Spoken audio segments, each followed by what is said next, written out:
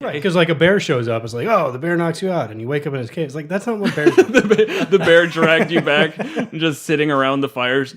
So, you're finally awake. I need a favor. Points to a case of wine. I really like wine, but I don't have thumbs. It would be mead. Mead. It's a bear. Oh, yeah, no, you're right. I like that idea. A talking bear that takes you captive. Yeah, so you can go to his cave and open his mead. That's a good way to introduce some new people to D&D. Yeah. Like, just strap on in, bud, because it's getting weirder from here. Welcome to Monsters and Multiclass, your weekly Dungeons & Dragons fix. I'm Kevin Odie. Jared Pornigal. And I'm Will Melton. And we'll be hanging out with you for the next hour to talk about anything and everything D&D related. This week we're taking a look at the Monk Ranger multiclass, and then later on, Goblinoids Part 2, the Goblin. So pull up a chair and stick around.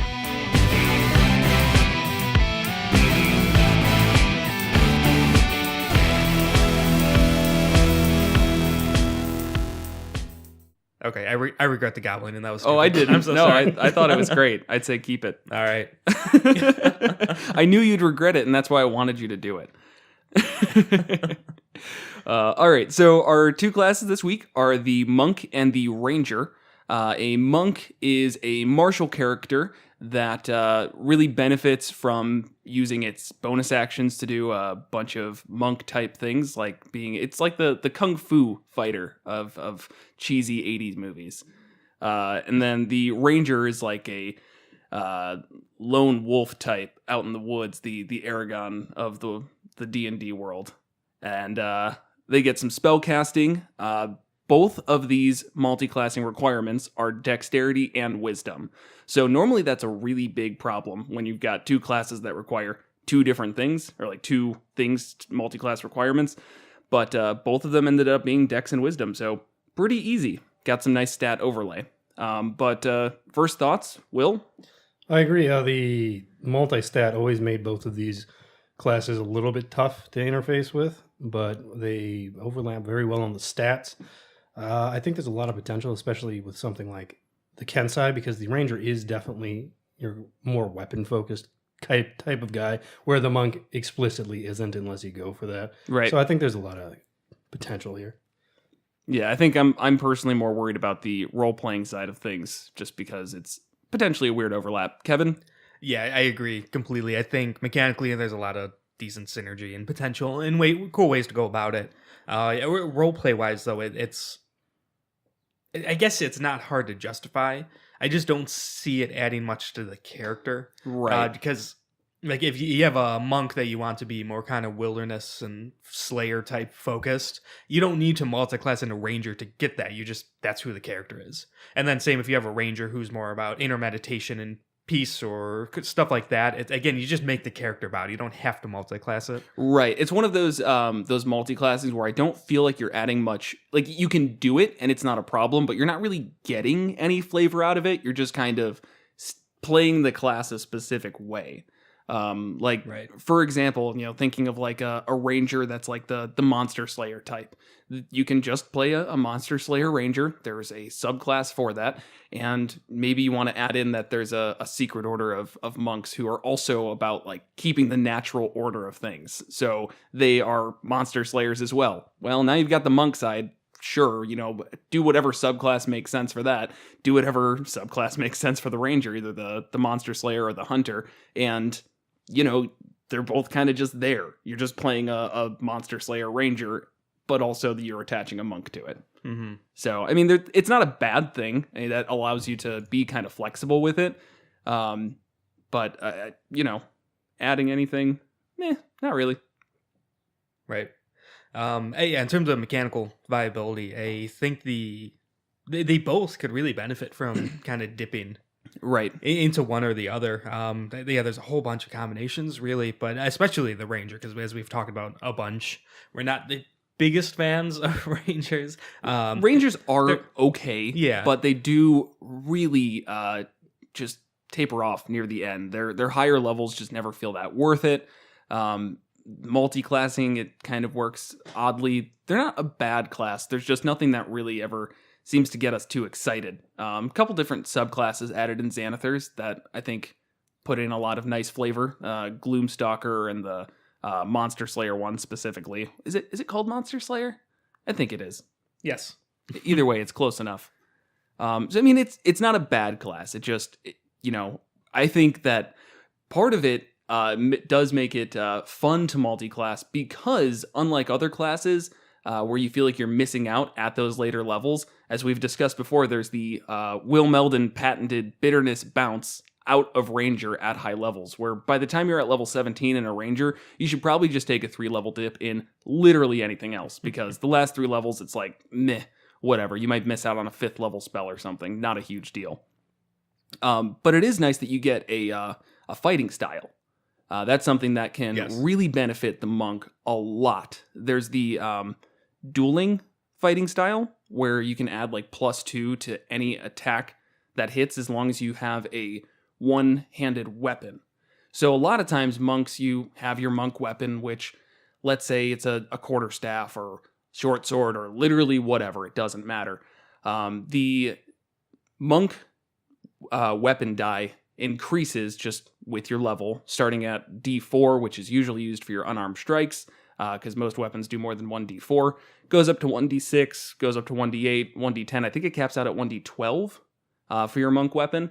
So that's just going to keep scaling linearly, which is really nice. And D10. It's D10's the cap? Yeah. Okay. 17. Still pretty good, D10. Yeah, D12's probably a little high.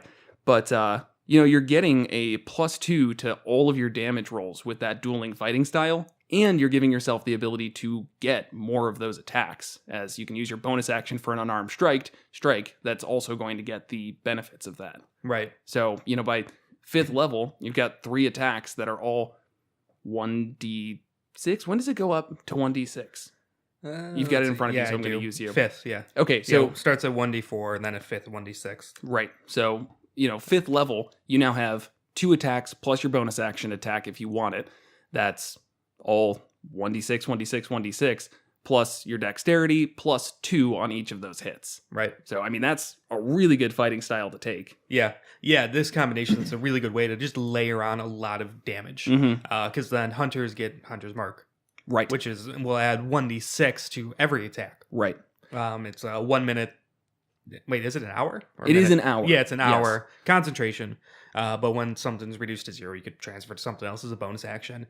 So then you get those 3 attacks. So then each one becomes 2d6 plus 2. Right. Plus your dex. Then if say you Flurry of Blows because you're a monk, so then you get 4 attacks, right, basically. And then if you're, say, Kenzai monk, and say going for the longbow, because they can take the longbow as a monk weapon, they get the Kenzai shot, where you can add a 1d4. Yeah, it just has a bonus action on your turn. You can make a ranged attack with Kenzai weapon more deadly. When you do so, any target you hit for ranged attack using a Kenzai weapon takes an extra 1d4 damage of the weapon's type. So that would take away your dueling benefit. Dueling is specifically for a one-handed weapon. True. So I don't think that would work with even a short bow. But I mean, that's still, you've got some versatility at least, where if you want to be ranged, you can be ranged, and you're not losing a ton, and you're still getting a D4 out of it. That's the choice. It's, if you want to be ranged, you probably will want to go ranged. Right. And they have the archery thing that you'd want besides dueling. So yeah. And honestly, I would rather add the 1d4 on as opposed to the +2? +2, yeah. Really? Why is that? I guess it's only a 25% chance that that you're worse off. That's a good point. And then 75% chance it's the same or better. So, yeah, no, but it does take your bonus action, so you can't Flurry of Blows with it. That's it. Okay, so overall the damage would be on average higher with doing the dueling fighting style. Yeah, I guess it would, because you'd get 3 attacks that are +2, +2, +2 compared to a single or 2 attacks that are That's plus, true. Yeah. Whatever. Yeah. So, okay. But again, you get the benefit of being ranged, which usually as a monk is hard to come by unless you're doing the Way of the Sun Soul, which I think we've all decided isn't really the best subclass. I'm not in love with it. It lets you just be a monk from 30 feet back. It's a thing. Yeah. It's not very good. It's not, flavor-wise, I like it. But flavor-wise, it's great. I would love to have those abilities, but as a character that gets to choose what he wants to be in this world, I would avoid it. Right. Now you're bad at being, well, not bad. You're just as good as any other monk being up close, and you're pretty average at being far away compared to other classes that are great at being far away. I do like the Kenzai overlap, though. I feel like there's a good amount of that. And also, monks just get like a lot of stuff that's just good. With a class that's going to be focusing in dexterity and wisdom, you now don't have to worry about your armor, which is really good. And it's usually not a huge deal because rangers can get medium armor, which you can get all right AC in. But, again, you're going to be focusing your dexterity, focusing your wisdom. Mm-hmm. You're probably going to be able to get to that 20 AC without sacrificing too much, unless you want to like focus in constitution, but that's kind of up to you. But usually medium armor, you're capped out at, what is it, 16 or 17? 15 plus 2 dex. Studded leather? I think studded leather is plus 2. I don't know. That's getting really specific, yeah. I think the highest is 15 plus 2. Right. And unless you're taking the feat medium armor master, which ignores that plus 2 cap, that's a feat tax. So I'd rather just stick with being able to be a monk, stay unarmored. Unarmored defense. Yeah. And with that, there's something that doesn't come up too much. A lot of people don't talk about much, but I think a good benefit of that is at no point then are you really hurting. With a monk, because campaigns and stuff, they always seem to end up in situations where the party's captured and they're stripped of all their belongings. Woken up in the middle of a long rest and you had to take off your armor. Right. Monks don't. Yeah, and the fighter and the paladin are kind of a little screwed and fighting at maybe 25%, where the monk, it doesn't matter. Right. So being able to do that with the ranger, where they don't need the armor. Right. Yeah, like we had that happen in our campaign, not recently, that's months ago at this point, but we were like invited to that fancy dinner and a fight broke out. And I like specifically said beforehand, I was like, no, I'm not going to go in my armor. Why would I go to a fancy dinner in armor? Then of course, shit went down and it's like, what's your AC? 12. So I'm not as good at being a paladin anymore, but got to do it. Good thing you brought your weapons along. Yeah. Well, I couldn't just leave Dawn. Yeah. It'd be rude. It was also a lot easier when your sword folds up into a magical realm. Yeah. Carrying a great sword to a party is usually poor taste.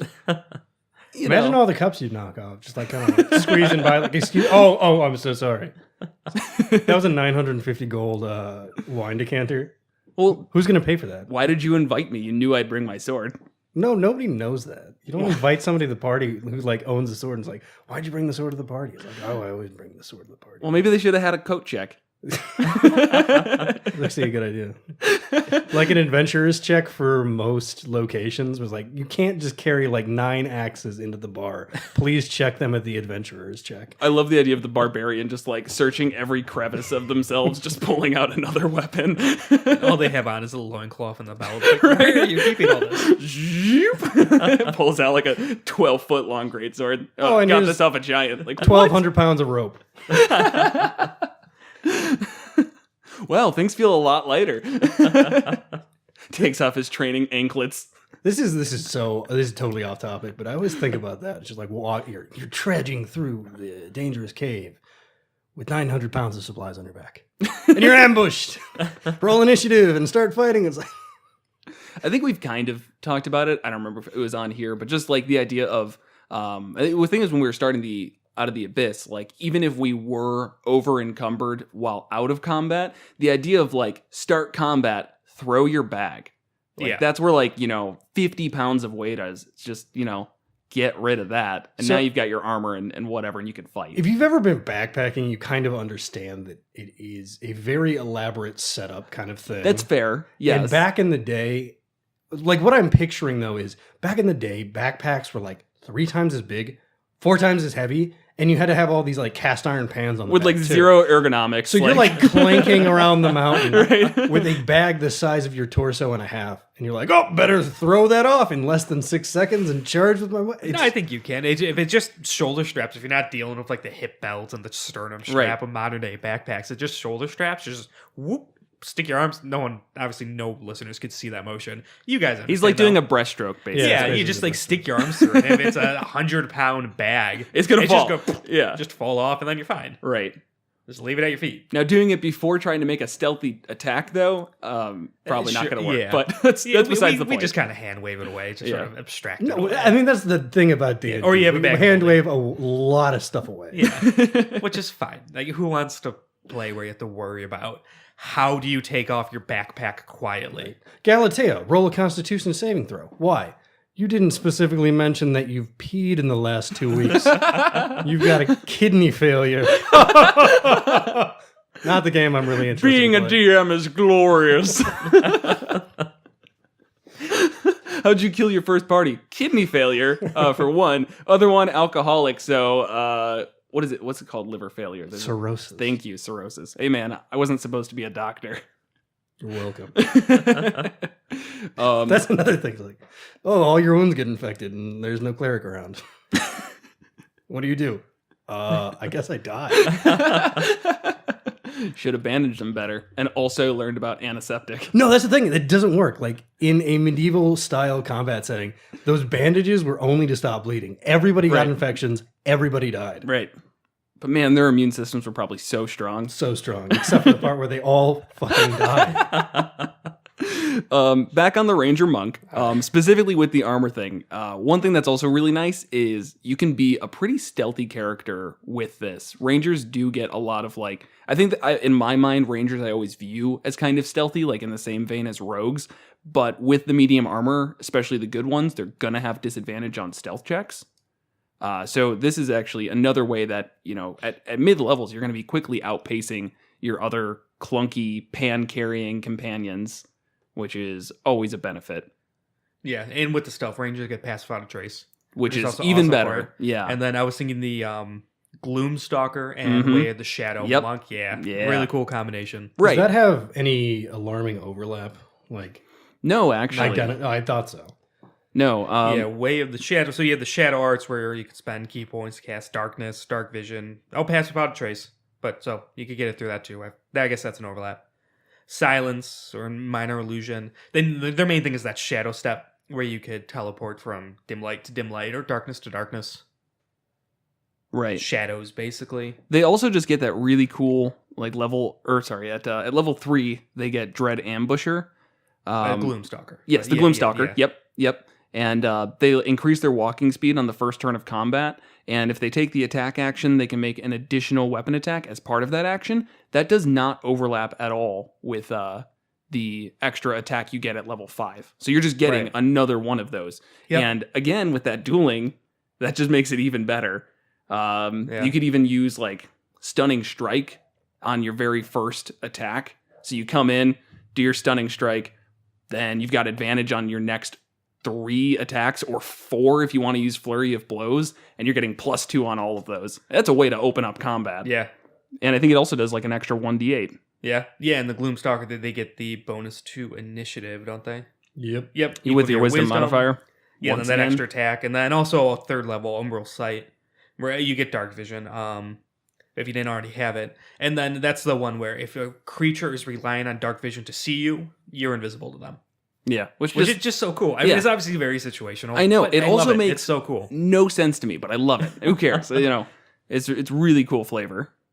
Yeah, it doesn't really explain how it works, does it? Sometimes it goes into detail, like because of your connection to the shadow, and you can Mhm. trick the eye, knowing how dark vision works. It's just you're adept at evading creatures that rely on dark vision. Yeah, it doesn't give any explanation. How the hell does that work? I don't know. Yeah, well in darkness, you are invisible to any creature that relies on dark vision to see you in that darkness. I will say that I would leave that up to the player to come up with some good flavor reason for it. Like maybe you have like crafted your clothing to like specifically be camouflage for dark vision into the dark. Like, okay, you know, that's like something. playing off the fact they're in dark vision. There's no color Right. or something. Right. So it's Yeah. like, you know, now it's a part of their character. It's like I wear completely gray and I make sure that, you know, my entire body is covered. And it's like, okay, cool, you got something. Or, you know, maybe it's just I just turn sideways like Paper Mario and just become It's very like thin. no, it's like polarized lights. You'd become extremely thin and block all the wavelengths that Right. require dark vision. Somebody needs to write up a paper on how dark vision works. I mean, it's not that complicated, is it? I don't know. I guess it could be. It gets complicated because obviously there are real life analogs of being able to see in very, very little light. Animals that can do it. Right. We have dark vision, night vision goggles and stuff. But none of that works if there's truly no light. Right. That's Dark true. vision, it doesn't say about there needs to be a little light. It just, it can work in complete darkness. Right. That's where it gets weird. Hmm. Like, how does it actually work. There's magic rays Yeah. that you. Yeah, it's like magic. It's like echolocation, but with your eyes. Sure. Oh, That would help explain why there's no color. Yeah, Wait, echolocation? No, that'd be a totally different thing. with your eyes. Like LiDAR. Well, So it's lidar. laser. Okay, so your eyes just shoot. You're not lasers. shooting like sound out of your eyes. No, you're right. You're right. You got me. I guess I was saying it is similar to, not it is the same And as. use the example that LiDAR, man. Okay. All right. Maybe I was just given the setup so that you can knock it out of the park, Will. So good job. Wait. All right. So this would be a very alarming thing. You're like the first human to make contact with dwarves or elves or whatever. Turns out they shoot like horrible ionizing radiation. That's how they see in the dark. Everybody gets cancer like 15 years later. Nobody ever figures out why. I think there'd be a ton of like really good like stories about like, oh, don't go around that area. Like people, get tumors and weird shit growing out of their body, and like Damn. you find out it's just because they've got cancer eyes. I like that. Yeah. New campaign. Probably not going to use that one, to be honest. All right, fine. If it is out there, it's free to use. Yeah, I one of the things about these classes is they do both get extra attack at 5th level. So usually in those cases, you're better off making the decision, which one do you want to go higher in, monk or ranger? So unless is there any reason why you would want to go over 5th in both of these? Because personally, I didn't really come up with anything. No, I don't think so. I think going to 4. It's probably going to be one of fine. them, so you get your ability score improvement and all that. Right. So high level monk, low level ranger, in my opinion, is probably the best. Just because monks scale so well linearly. You also just get a bunch of, you get the fighting style at 2nd level for a ranger. You start to get spell casting pretty early. You're never going to get out of 1st level spells. You don't get 2nd level until 5th. But I don't think that's a big deal. I actually think there's a lot of good 1st level ranger spells that are going to let a monk do monk things. Yeah, such as Hunter's Mark, which is really all you need. Yeah. You would Hunter's Mark have is great. three casts of it. Which is fantastic. And then a Yeah. couple other, maybe out of combat Yeah, ones. you that- have 3 known spells. So obviously Hunter's Mark. And I would probably maybe, depending on party composition, take a healing spell. Yeah, maybe. And say that party composition entirely Yeah. reliant. I would definitely take Fog Cloud, because that's just such a monk thing to burst a fog and let's get out of here. Basically, you can just have a smoke screen.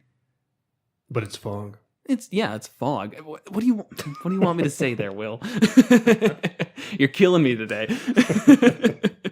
Ensnaring Strike could also be, again, just flavorful. Yeah, I like Zephyr's Strike a lot. Zephyr Strike is really It can good. be a little hard to compete with Hunter's Mark because It's also concentration. but yeah, that's one that came out in Xanathar's, and it's pretty much you can move without provoking an opportunity attack, which is awesome for battlefield movement.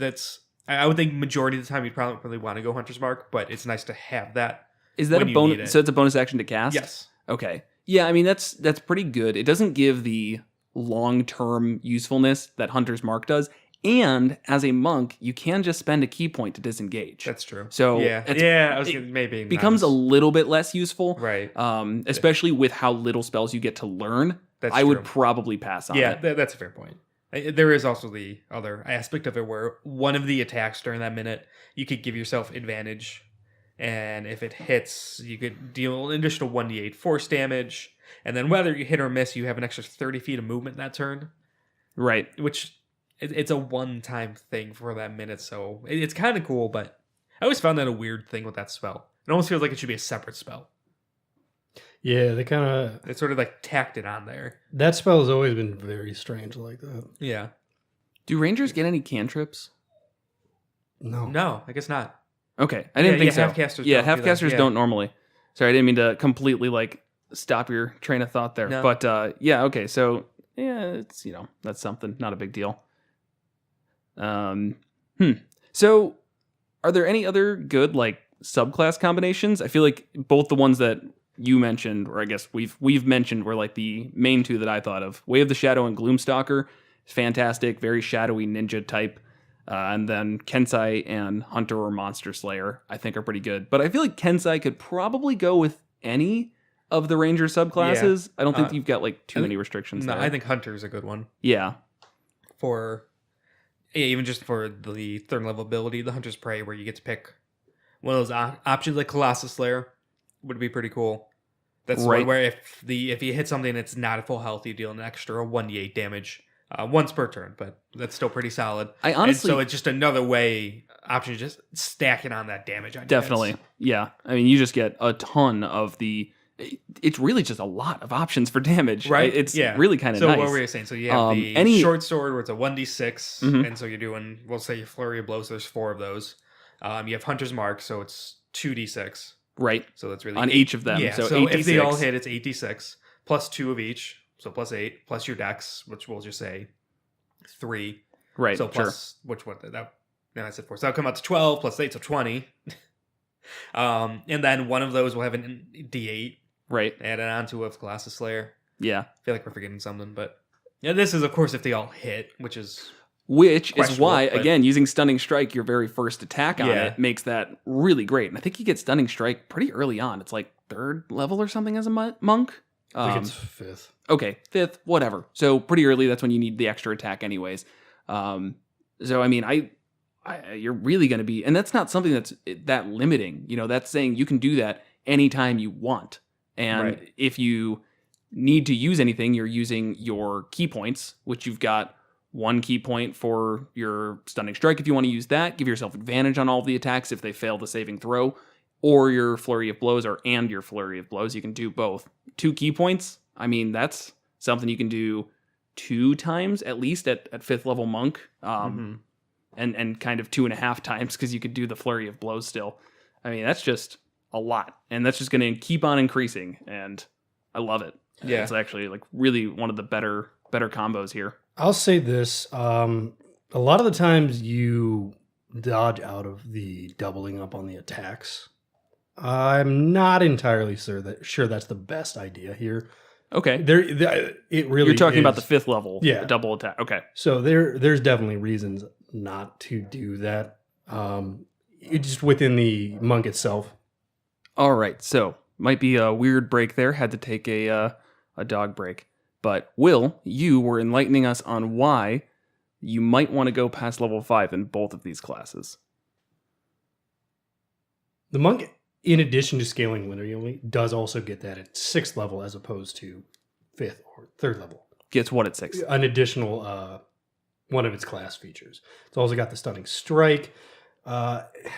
There's stuff there that you might not want to miss, even though it does cost you that overlap. Wait, Stunning Strike is at 6th level? 5th level. 5th. Oh, okay. Gotcha. But I'm even past that, 1 level more, and then you've got extra bonuses that you might want to pursue. Right. I think Monk does really well past 5th level.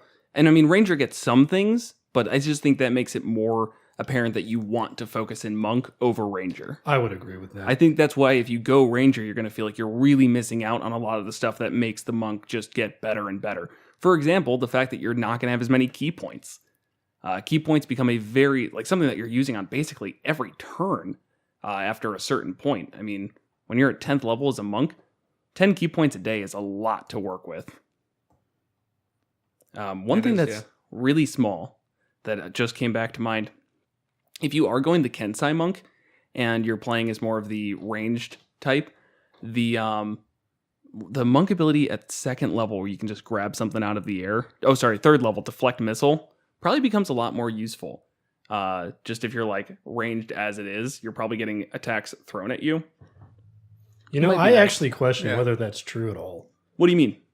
If you would get attacked at a There range more? is, I'm thinking like, oh yeah, that makes sense, but is it true? I don't know. I don't know. I honestly don't. And it's not a game where the mechanics can really be measured, but yeah, maybe. Right. Yeah, it's Maybe like, not. or your DM just doesn't throw those at you, and they just throw fighters at you because they're like, yeah, no, stop staying far back. I hate you. I feel like that's usually what happens. If there's someone at ranged, it's not so much the DM decides, all right, we're just going to have a ranged battle. Because obviously the PC is going to win against the single ranged entity of that encounter. That's why you make 6 ranged things. Okay, well then, yeah, it'll probably never come up.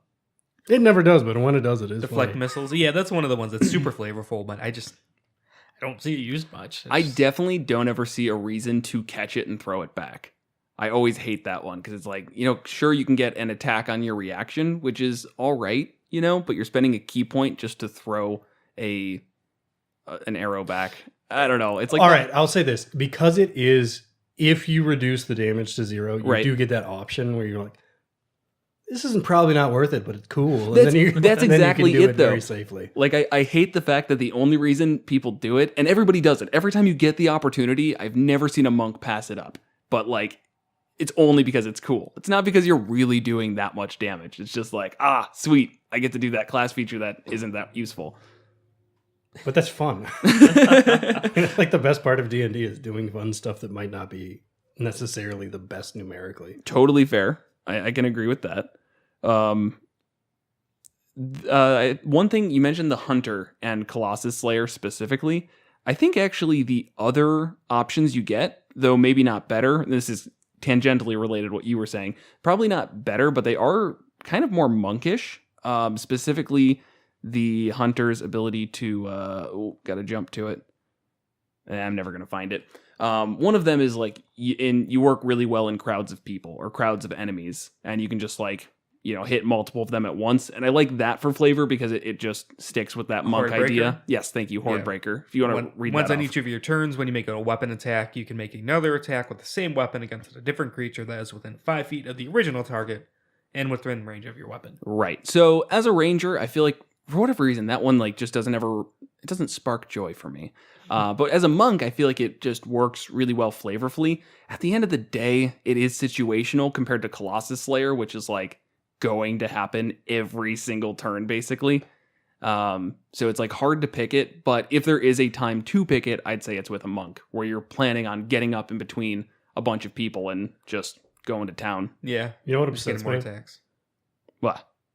So you got Colossus Slayer, and then you've got Horde Breaker, and you've got Giant Killer. Oh, cool stuff. Right. Horde Breaker is a legitimately good tactic for breaking a horde. Mm-hmm. Colossus Slayer, you just do that to anything, man. Right. Right. It does. Yeah, I always felt like it should have some stipulation of like on something that's a size category of large. It probably or higher. did, and then they realized Giant that Killer Razor was does. shit. Giant Killer is that in Hunter as well? Yeah.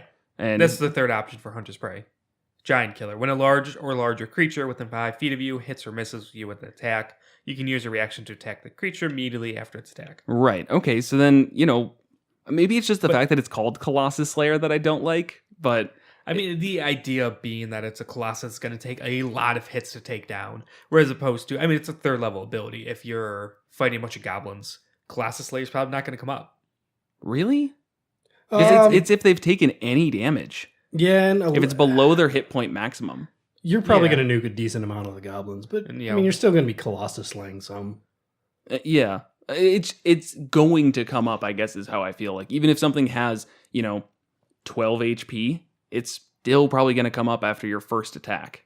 So first attack, you do 1d6 plus 2 or 3. You do 9 damage at most. So Right. now next attack, you're almost guaranteed that you're going to kill So it. it'll come up, but that doesn't matter then. It's unnecessary. You're right. Yeah. And then in that very specific scenario, you're right. I couldn't do the math quick enough to make it necessary. But I think that would happen a lot. Right. I think once you get to the point of something having 25 HP, it's going to come up every single combat for everything that you attack. And that is basically everything. Not many things have less than 25 HP unless you're Yeah. pre-5th level. Yeah. Actually, I guess we've kind of seen this in action of Toll the Dead in our current Right, campaign. right. Because that's one where if they're at max health, it's, I think, a D8 Mhm. or D10. D8. and then D8. If they've taken damage, if they're not at max health, then it's a D12. And it's his Will's character. And I feel like it's pretty much always you're rolling the D12s. I think I've thrown Sacred Flame out once or twice because I didn't have a opportunity to toll at 12. But how many tolls have I done? Like 100 Yeah. versus like 2 opportunities where I just did something else. You also, I Right. mean, like, not to go into the cleric too much, but you can always do like a bonus action spiritual weapon, get that attack. Now you did some damage, Toll the Dead. Yeah. It's like there's a lot of ways that you can spark that. But this is specific to the ranger, so I won't go down that path. Right. But yeah, I mean, any of those abilities where it's like once something has damage, it's like, well, that's really going to happen a lot. Right. So unless you like specifically craft an encounter around something staying at its hit point maximum, I like the ones that are like when it's, well, I say like, but that's not true.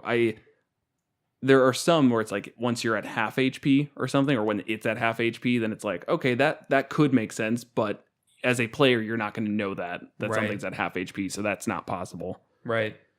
So, yeah. Actually, I do like the entire series of Hunter anti-crowd. The Horde Breaker, moves. and then there's Escape multi. the Horde.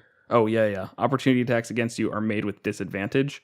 Yeah, okay. That's Yeah. all right. It's all right. Though I think multi-attack defense is really cool. I like that one a lot. When a creature hits you with an attack, you gain +4 bonus to AC against all subsequent attacks made by that creature for the rest of your turn. Yeah, that one's Which is pretty a good contrast to Escape the Horde or whatever, because if you're getting attacked by a horde of goblins, that is not a concern for you. Right. Right. They're not Definitely. going to hit you again. They're not going to have Yeah. multi-attack. Yeah, it goes well with Colossus Slayer. Mm-hmm. Or then Steel Will, which is you have advantage on saving throws against being frightened. Right. That one's pretty weak. Yeah. This entire the entire series has the issue of there's cool stuff, but you limit yourself to these weird situations. I'm going to go against that just a little bit to remind you that the point of the Ranger is to have a favorite enemy. So Yeah. usually you should be taking your pick here based on your favorite enemies and what you're encountering. So Yeah, so like if your favorite enemy is dragons, Steel Will makes sense because they have Right. presence. But so does multi-attack defense. yes, yeah, there's probably some better. I mean, it's- I can't think of any off the top of my head where their specific thing is about fear and frightening. Dragons. It's- Yeah, dragons are right. Yeah, there's some others. I think, can a vampire? I was gonna say I think undead. A lot of undead things. Do Yeah. that. So like I could see it being like a thing that you take, but again, your options here are the multi-attack defense, which as you said, a dragon, yes, that's probably pretty worthwhile. Though most of the damage from a dragon's coming from its breath attack when that hits. It doesn't matter. Escape the Horde, there's definitely times where if your favorite enemy is goblins, it's much better to do Escape the Horde than it would be to have Steel Will. So really all of this comes down to if we take out multi-attack defense, then there's a lot of good reasons to choose it. This is like if your favorite enemy is goblins, it's just back to the core of why the ranger kind of sucks. It's like, yeah, I fight goblins. Well, today we will be fighting oozes. I'm going home. In the Ranger's defense, you do start to pick more favorite enemies as you go on. Right. But the 11th level stuff is pretty good, but that's like getting pretty far in there to justify for a multi-class. Your volley is you can use your action to make a ranged attack against any number of creatures within 10 feet of a point you can see within your weapon's range. So you can basically, shoot up into the air and release a volley of arrows that attacks a horde. Which is cool, but I would Yeah. not, if I was pursuing a ranged monk, I would not be I going agree. down the hunter. You know what I would be going for, though, is whirlwind attack. You can use your Whirlwind, action to make a melee attack against any number of creatures within 5 feet of you with a separate roll for each target. That's very monk-like. So Yes, I love yeah. it. So you're doing that for your... So that's your entire action, so you don't get your multi-attack, so Right. to speak. But then you still get your bonus action to do Flurry of Blows if you want to. It's pretty cool. That's like an obscene amount of attacks. Right. And that's exactly what I want from a monk. That's honestly my biggest issue with a monk is that they don't get to use their reaction for attacks more often. And you won't be able to Flurry of Blows. Specifically says immediately after you take the attack action on your turn. Whirlwind is not taking the attack action. You are making attacks because you took the whirlwind action. I It's would, really- even like here in D&D Beyond, attack action is actually highlighted as a clickable thing. It's Yeah. capitalized. I mean, it's very clear. Okay. Yeah. Okay. Well, you can still do your other bonus action stuff, and you can still... Well, can you still add a Stunning Strike to that? Or does Stunning Strike say when you take the attack action? I think stunning strike's the whole action. Yeah, no, it burns your action, so you're stuck. Oh wait, starting at 5th, you can interfere with flow of key when you hit another creature with a melee weapon attack. Okay, so this so you I would can. count. Yeah. Okay, so you can still do your Stunning Strike, and you can still do your Disengage, or you can do your Patient Defense. Yeah, that's still good. But you couldn't do Yeah. Flurry of Blows. Heh. All right, I probably honestly would not have thought of that if it was in the middle of a game and somebody Yeah. brought that ruling to me. I'd be like, yeah, that makes sense. Whirlwind attack, whatever. Just keep going, man. Just Yeah. keep attacking everything in the round. Right. Kill everything. Who cares? So, again, if there was more if there was more front loading of the monk, then I think you could do this good combination where you go high in ranger, a little bit in monk, but you don't get enough with your first few levels of monk. It really starts to shine in those mid levels. So, bit of a bummer, but Do you think? I think the first few levels of monk are really solid. why do you say that? So you get the unarmed defense, you get martial arts, right away and everything that Right. comes with that. So you could use Dex first things and stuff like that. Second level, you get Key, and so Flurry of Blows and Patient Defense, the Step of the Wind, unarmored movement. Third level, you get your first tradition and then deflect missiles. And then for the monastic traditions, like if you take like Wade the Open Hand, that's where if you use Flurry of Blows, you can knock them prone or do different things like that. Wade the Kenzai, you get your Kenzai weapon, and then you can get like, the Kenzai shot or the agile parry. Okay. So what I will say is that it doesn't. If you go 17 levels in Ranger, then the next 3 levels in Monk, that's where it doesn't feel that great. As like, if you do this combination, kind of out of the gate, a mid-level Ranger gets a ton from a low-level Monk. Yeah. But if you're level 17, your martial arts stop being that cool. Right. You probably got a level 3 offhand or +3 offhand short sword that just ruins everything for you.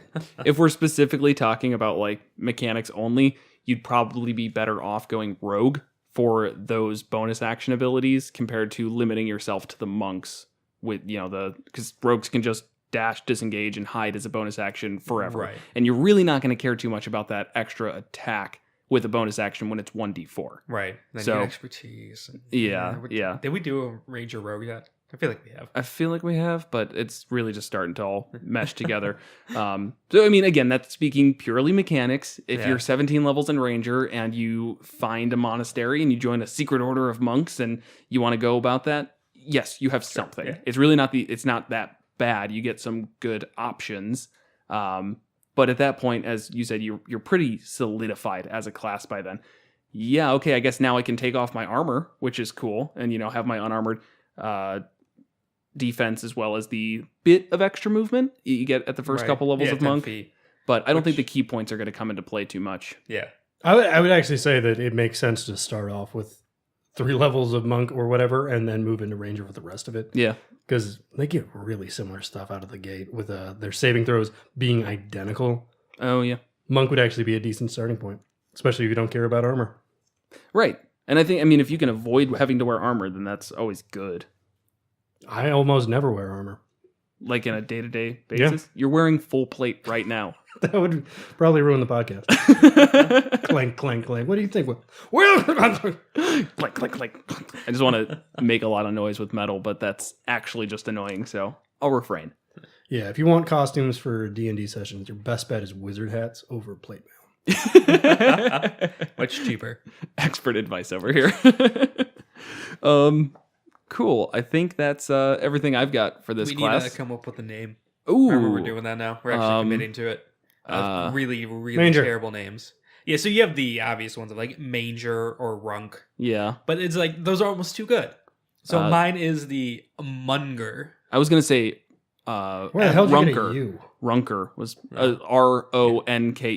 Ronker? Ronker. There we go. That's what I got. Yeah, or Munger. Monnger. That's And you gotta really emphasize the double N. Munger. This is bad. Rangonk. Right, yeah. that wins. There we go. That's it. They got the Rangonk. Oh man, all right. Rangonk. Okay. All right. So that's all we've got for the Rangonk. At this point, we will turn it over to you, the fans. If you think there's anything with the Monk Ranger that we might have missed, feel free to let us know. Best ways to do that are through Twitter. If you're not following us, follow us on Twitter. It is monsters_multi. And subscribe to us wherever you can. Talk to me about D&D stuff wherever you can. And You can also look for us on Reddit. We always do a Reddit post when we release. Those are a little harder to find, but Yeah. on our D&D every week and D&D next every other week. Just 'cause of how the rules are. Yeah. Those darn rules. That's fine. But yeah, we like to hear from people. It's what just the nature of how this podcast is of just being a kind of casual conversation between us. We're absolutely going to miss things. So we like to hear people's thoughts on it, what they like, what they didn't like, what they think we missed, what we should consider, things like that. Right, like a lot of people have been bringing up the Scout Rogue Barbarian, or Bearbarian specifically, combination that like we didn't talk about at all when we talked about Barbarian Rogue.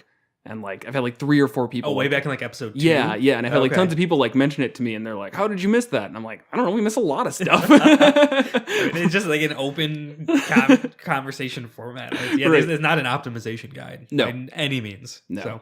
But that's not to say that we don't love optimization, just not in a podcast. Just engage with us in discussion. That's what we're saying. We're open to it. Go for it. All right. Okay, so on to our monster of the week, or I guess monsters, as it's goblins. It's Yes. plural. It's getting too specific here. We all know goblins.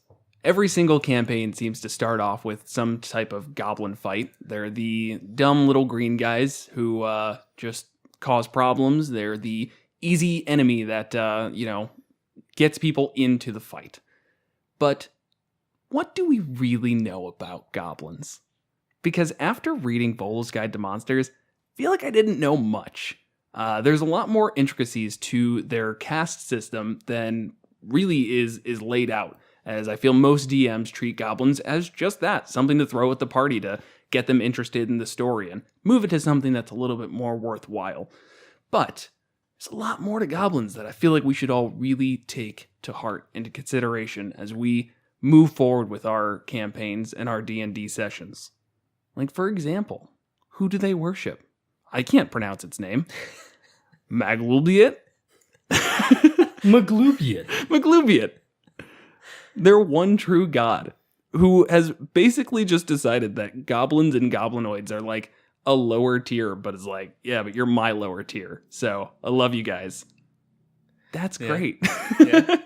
Also, to continue the terrible, hard to pronounce names, Maglubiet is the main one. Oh, But they had a bunch of different gods, and Maglubiet's whole thing is went and conquered all the other goblinoid gods and brought them under itself. Right. And that's why they're all goblinoids. They're all patrons of this. even though bugbears, hobgoblins, and goblins are all different races, Yes. they all fall under the same thing. 'Cause Under this god. Yeah. Yeah, so that's why they're goblinoids. But there's one that survived that they still worship. Kagorbeag. Yeah. Kagorbeag. Sure. Kagorbiag. Kagorbeag. All right. You gotta go biag. Biag. Biag. The overseer of all. So, I'm sorry. What is he then? Well, he's kind of like a lesser god that Maglubiet allowed to survive. Oh, that was Or nice of managed him. to survive it. I don't know. So now Kagorbiag is, I think, under Maglubiet. This is ridiculous. The entire the overseer. That's worship is the master, drives the worshippers to be masters of others, and wielding the whip can they hope to reach to escape its lash. And it's about slavery, basically. He's the god of slavery, essentially. Oh, yeah. And he's Yeah. like, yeah, we'll keep him around. He seems worthwhile. Yeah. And now the goblins all have that like internalized into them. Say they're Yeah. very social creatures, and I think that's something that everybody plays up. They're always like, you never like find a lone goblin who's like, it's my job to just be a goblin by myself. No, that's not very fun. But they have 4 different castes. One is at the top, Lashers, who are literally just like trained in the whip and just slave drivers for the other goblins or towards the other goblins. The goblin nobility. Yes, they're goblin nobility. They are the beast tamers. They are the ones who are actually trained. They are the smartest of the goblins, which is, something at least. Or just born into the right family. Or Yeah, just are one they? of the, I like- just got the impression they corrupt were is the the goblin mean. caste system. I mean, No, that's something that's fair. tells me they haven't actually figured out everyone's skill and appointed them to the proper caste. My Yeah. PhD is on goblin class mobility. All right, yeah. Okay, so they were born into the right area. They're also the only time that you can be like ascended to it, because it doesn't seem like there is much class mobility for goblins, is if you're a spellcaster, which doesn't seem to happen too often. I think the only time that it's really brought up is if like a goblin steals a glance at a hobgoblin's that's leading it or ruling it, whatever, its spell book, and it learns a spell. And you even get a fun type of goblin out of that doesn't have a stat block or anything. Yeah, well, hold on. Well, let's circle back to magic, because there's actually a whole little section on it. Oh, I wasn't done yet. No, that's okay. Whoa. We Will. haven't even finished the class structure of goblins, guys. Fair enough. So next there are the hunters after the lashers. So hunters are the ones who are wolf riders. They go out and actually find game. That's pretty self-explanatory. But what I'm wondering about is if lashers are the ones who actually tame the beast, hunters just get to reap those benefits. They just ride the wolves. I feel like that's the coolest part about being a goblin is that you can ride a wolf. But I can't ride a wolf. Anyone can ride a wolf. I mean, what? Anyone? Well, no. I mean, most people are probably too big. Right. I think about it. But yeah, so the lashers tame the wolves and then give them to the hunters. And the hunters have the relationships, oh, I ride you and kill stuff. Right. So the lashers are the source of discipline in the ranks. That makes sense. So hunters are the ones who actually go out. They'll be scouts, foot soldiers, cavalry, whatever is necessary.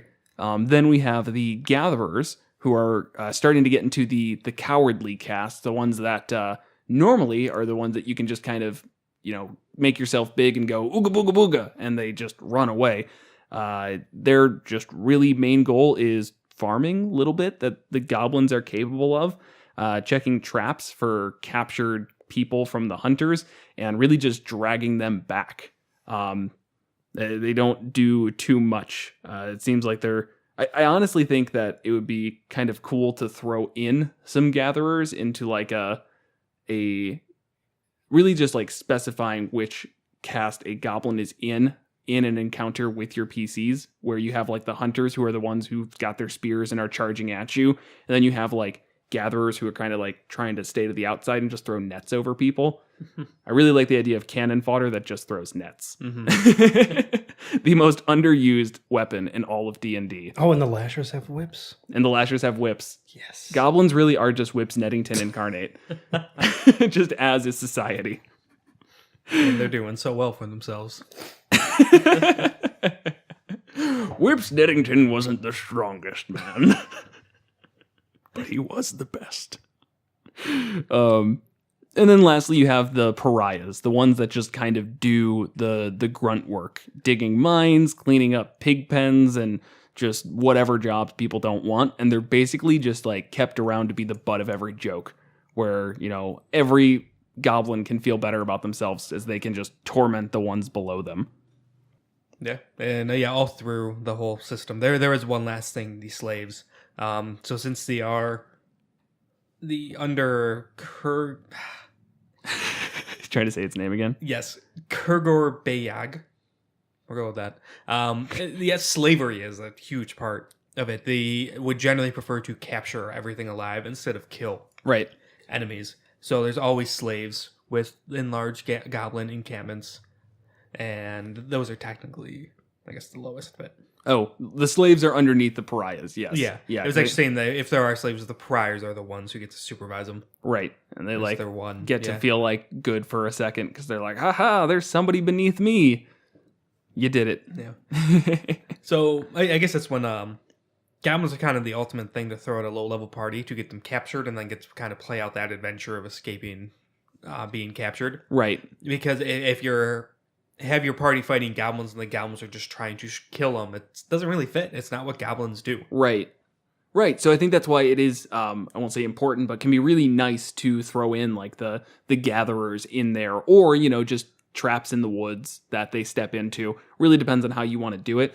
But I could see that could be a really fun start to a campaign in sort of the throwing something at them that's too hard to start. But since it's goblins, everybody's oh yeah, this is our first fight. This is going to be super easy. And then you just throw 10 goblins at them, where 6 of them are the hunters and, normal goblin stuff. They're just doing damage, dishing it out. And you've got 4 goblins who are just throwing nets. And if they get captured, they get captured. And that's great. Now you've got something to move on from there. Maybe the goblins even try and specifically disarm them and do everything they can to capture this group. Right. And, that's a nice time to take it as a DM where you can let the story happen the way that it just happens. You don't have to feel bad about TPKing your party. You're okay, you all got captured, and that's what should have happened. Right. You kind of have to be careful, but you really can just knock your entire party out with goblins. It's like, oh, everybody drops to 0. You wake up in a cage. Right, that's true. I mean, enemies can do non-lethal damage as well. Yeah, there's no reason that they have to kill them specifically. I mean, you could even do they knock them out, and it's like, okay, you're stable but down, and then they throw a net over you, and now those goblins are starting to drag you off, and your party's like, hey, they're taking Frank. I just realized I don't think we've ever done something like that where an enemy did non-lethal damage to somebody. No, because most of the time we Doesn't make haven't- sense. Yeah, or we just haven't been going for the capture idea. But yeah, this is perfect. It's great for level 1s where you're like, oh shit, anything can kill them. Well, now they don't have to die. Huh, there. Exactly. Yeah. I mean, it almost makes it safer to throw goblins at them, so that you're not worried about that first level TPK. Right, because like a bear shows up, it's like, oh, the bear knocks you out, and you wake up in his cage. It's like, that's not what bears do. the bear dragged you back, just sitting around the fires. So you're finally awake. I need a favor. Points to a case of wine. I really like wine, but I don't have thumbs. It would be mead. Me. It's a bear. Oh, yeah, no, you're right. I like that idea. A talking bear that takes you captive. Yeah, so you can go to his cave and open his mead. That's a good way to introduce some new people to D&D. Yeah. It's like, just strap on in, bud, because it's getting weirder from here. There's one part in here that's specifically around the goblin status symbols, and it gives you like a table to roll on with D20s that basically like what makes this goblin tribe specifically different about like, you know, what status symbol do they have that makes them look cool. And it really gives some like great ideas because some of them are just so like only goblins would care about this. A frog kept in a jar. And, you know, could just like really flavor that up when they're captured, where you see like some goblin who's basically being treated as royalty with just like a wagon behind him just filled with frogs in jars. It's just like, what is so great about him? And, you know, you just see that there's goblins who are trying to capture frogs in jars. And, you know, just going from there of just these really dumb things. And I think it's a great place to start at the very least, where you can just come up with anything. Like a goblin who specifically loves just, I don't know, forks. That dude just, you know, the status symbol is forks. Look how many forks they've captured and just like have armor made of forks. Entire tribe still just eating with its hands. There we go. That's good. This tribe is very proud of its forks. You know those are for eating. What? No, they're for wearing. Show us! That'd be a great way to get free for you. Teach goblins table manners. Yeah. But, you know, that's like tons of stuff that we've, you know, brought up before where goblins are treated a lot of times. I think it came up with the Nilbog, a good portion of it. But they're treated as like really dumb, and they are dumb, but they're also really, they're killer. You know, they're not like just stupid. They're also like ruthless. That's the word I'm looking for. Yes. So like you can really just play up that idea. And I think it's like, it's really cool seeing people take their standard idea of a goblin where it's like, oh, they're just so silly and dumb, and just completely smashing that. And just like, you know, you wake up in the goblin encampment and they're just like eating the guts of the friendly NPC who was guiding you throrough the woods. It's like, oh my God, okay, I guess they didn't need that guy. and stealing his forks or whatever. Yeah, and then you get the occasional goblin magic user, which I think is really fun. BOOYAHG, BOOYAHG, BOOYAHG. Yes, they're always called BOOYAHG, which is a generic term for magic for goblin, and they use it as a blanket term for everything. And it kind of goes in through a bunch of different types of goblin wizards, I guess. Yeah, it's weird because I feel like this is like ripe for having stat blocks, but they just like kind of threw it out there. Yeah, it's saying just like you use a regular goblin, but then they have this feature. Right. Yeah. Like a BOOYAHG wielder who just found a piece of magic, like just a magic item. Here's a necklace of fireballs, a circle of blasting, just whatever, something Necklace like of that. fireball. He's terrifying Yeah, to the goblin. Add Yeah, some spice to it. Oh yeah, it's No, gonna exactly. be it's gonna be hilarious too because you Yeah. know he learned how to use it, but goblins don't care about other goblins. They're not gonna be like, oh man, my friends are all near. It's like fireball. right, That's a good way to kill your first level party. right. And then like the BOOYAHG caster, that's the one where it said it like served under Hobgoblin Wizard and stole a look at its master spellbook, There we go. Yeah. and it could somehow manage to interpret the movements and cast a spell, and it gets to cast one randomly determined first level wizard spell once per day. And there's a lot of first level wizard spells. Yeah, like and just randomizing it. right. But then its intelligence is a spellcasting ability. Which, Right. How low is that? Oh, I'm sure it's like -1 or 2 at the very Yeah. least. But you can throw in things that don't rely on the spellcasting modifier. It casts, I think Darkness is first level. I I think think. it's second level. Oh, okay. Then that won't work. But there's things you can give it. They cast. Well, I don't think it's so much supposed to be beneficial. Like if you wanted to make a goblin that's like an actual solid caster, then just homebrew it. Right. I think it's almost more of a joke. Yes. Like No, it's you're the right. goblin caster, and it's like everyone like reveres it and respects him because he's mastered magic, and they parade him out in the battle, and he goes through the whole thing of casting a spell, and it's good berry. But where did the good berries come from? No, that'd be great. Yeah. Yeah, and you can. There's also just a bunch of spells that like even if they fail, it's still like just something to make it again more interesting. Like Yeah. Earth Tremor. That's a first level spell that's going to just be different. You're not used to fighting goblins with magic. Right. And then I think my favorite one, it's just BOOYAHG, BOOYAHG, BOOYAHG. It's basically Goblin Sorcerer with the wild magic Mm-hmm. origins. It has the stat block of the mage in the monster manual, which is a decent stat block. And then it has like Dark Vision and the Nimble Escape that goblins get. And then every single time this goblin casts a spell, even a cantrip, it has a wild magic surge. Not that you roll for it, it just happens every single time. Yeah. That's awesome. Yep. That's obnoxious as hell, but I Yeah. love it.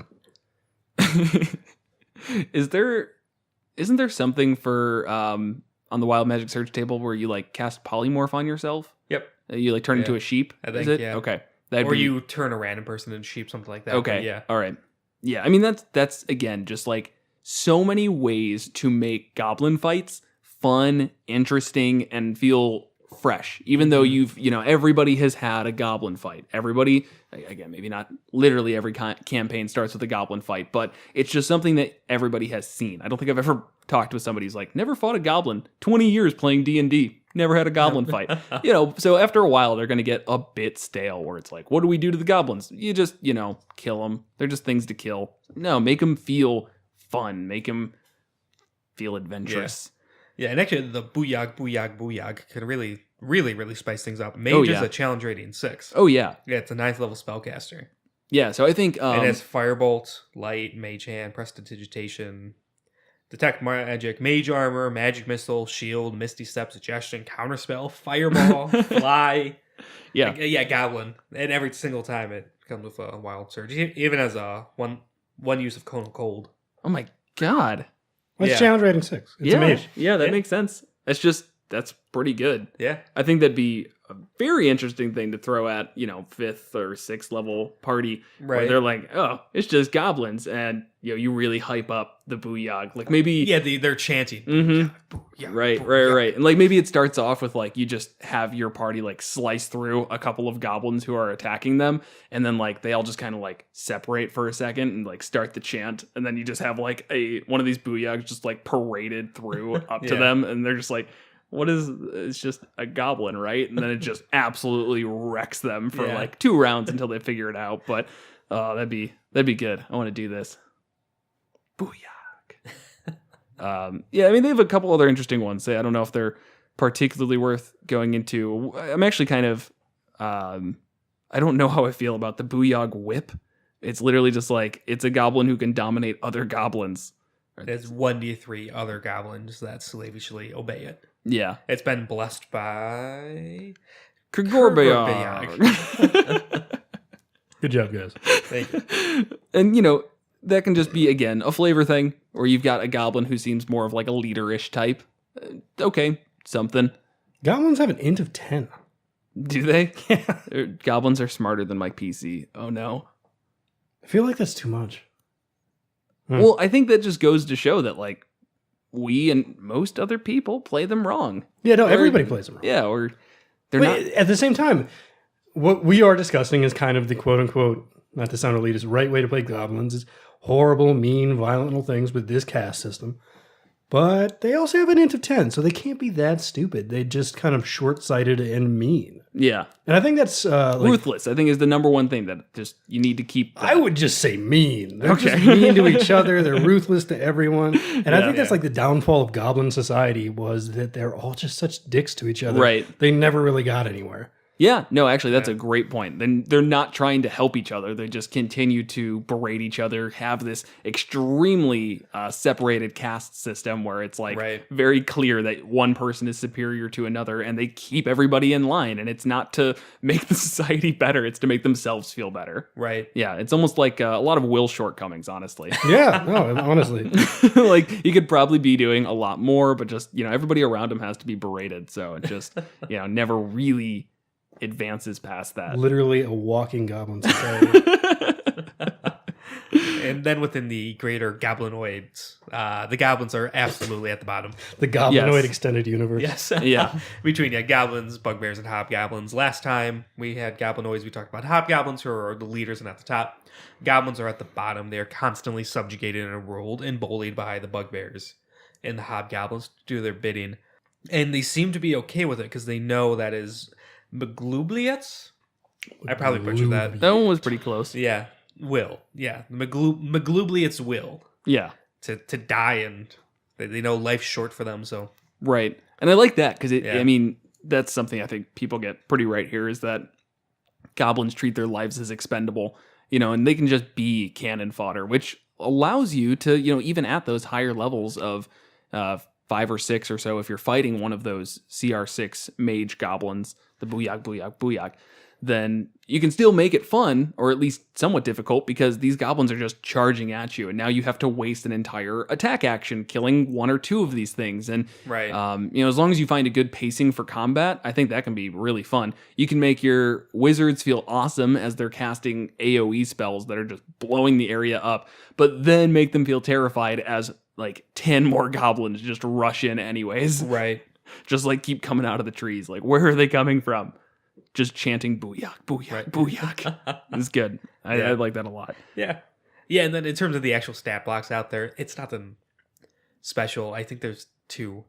If we're wrong, I really want someone to let us know. We've all looked through, like, it's usually so there's the Volos chapter on hobgoblins, and then there was like 3 additional stat blocks in Volos. I could not, other than the Nilbog, I could not find anything for goblins. Right. It's kind of hard to look that stuff up, but they're not labeled goblins if they have another name or something. For instance, like if they were called just BOOYAHGs, but I looked that up too, but they're not there. So as far as I know, I think outside of very specific things for adventures. Right. Like I saw something for Lost Mines of Fandelver that was like a goblin specific to it. I'm like, okay, that's not really what we're looking for. Dragon Heist had something too. You name the goblin, you quadruple his health, give him an armor of some sort. Now you've got a new goblin. It's such a vanilla monster that it allows you to put all of the flavors on that you want, so you can make a Sunday of destruction for your party. I mean, honestly, thinking about it, if you really, really felt like spicing up your pure goblin campaign, and this is the reason there is no goblin. We're playing purity. goblins. All the NPCs are goblins. You're only fighting goblins. It's because the goblinoids give you that extension. Like kobolds are just kobolds. They have some connection to dragons, but they're just kobolds. Goblinoids, if you want a strong goblinoid, you throw a bugbear. If you want a martial one, you throw a hobgoblin.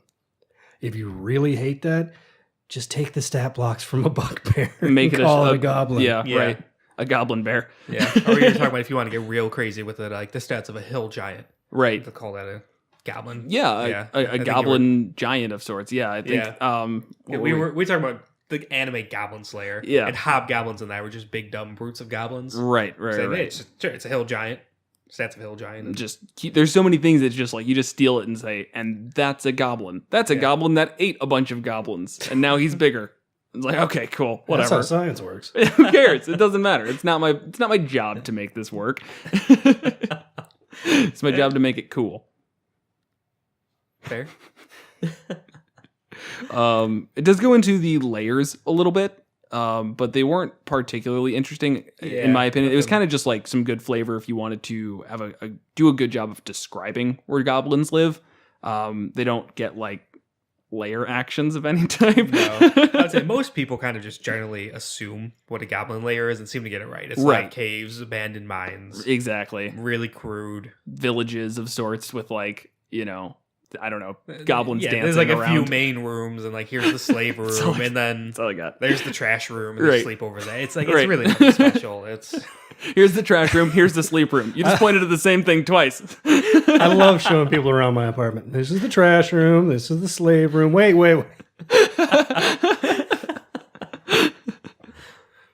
One thing that it does mention though is that like, it's been said over and over again, goblins are cowards, or at least, a good portion of them are cowards. So like if your party does go into a goblin lair, they're supposed to have a lot of exits that like, are specifically sized for goblins that they know about. So that's something that you could definitely, spice up the encounter with, is that there's just goblins who are just basically, lifting up a rock and just disappearing out into an escape tunnel that they have. yeah. And then I think really the last thing we're not specifically covering here, and we won't, is the Nilbog, Yes. which I think I was real early, like episode 5 or 6, I want to say. Is early on in there, yeah. Yeah. We have a Nilbog episode. Yeah, so look that one up, but it's a special twist on goblins. They get possessed by a trickster god, and the Nilbogs are awesome. I think everybody I think that like loves the Nilbog. that retroactively becomes like part 0 of our Goblinoid series, because it happened first. yeah. So maybe we'll do that. Just change the name. Change the name like 3 times on our episode. So whatever. Perfect. Just keep it up. But yeah, if you're not familiar with the Nilbog, I would go recommend to look up that episode. Yeah, it's a good one. They're all good ones. We make these podcasts. We're not going to say there's bad ones. There were some rough ones. All right. I think that's all we got then, right? Yeah. Okay. Thanks for joining us. See you next week. Next week on Monsters and Multiclass. Join us as we dive into the Bard Wizard and the Corpse Flower from Mordekainen's Tome of Foe.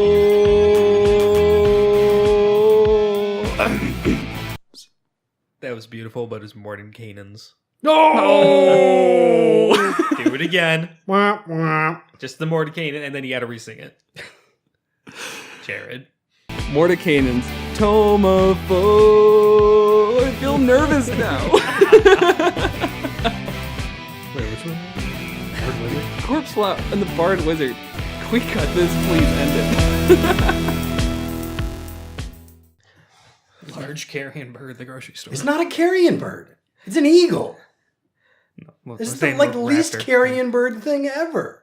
They're the Let's all opposite of just carrion take a birds. step back. Pretty sure Holy they'll. fucking they shit, scavenge. Kevin.